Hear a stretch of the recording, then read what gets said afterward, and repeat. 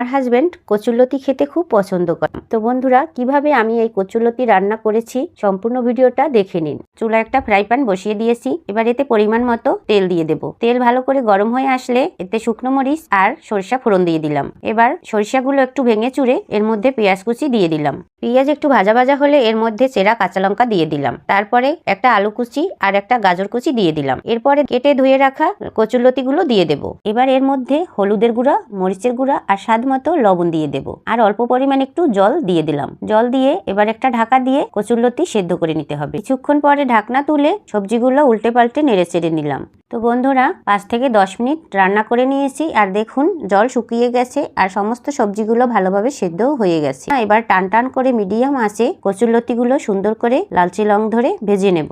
আর উপর থেকে একটু সরিষার তেল ছড়িয়ে দিলাম। এবার নেড়ে চেড়ে একদম শুকনো শুকনো করে ভেজে নেব।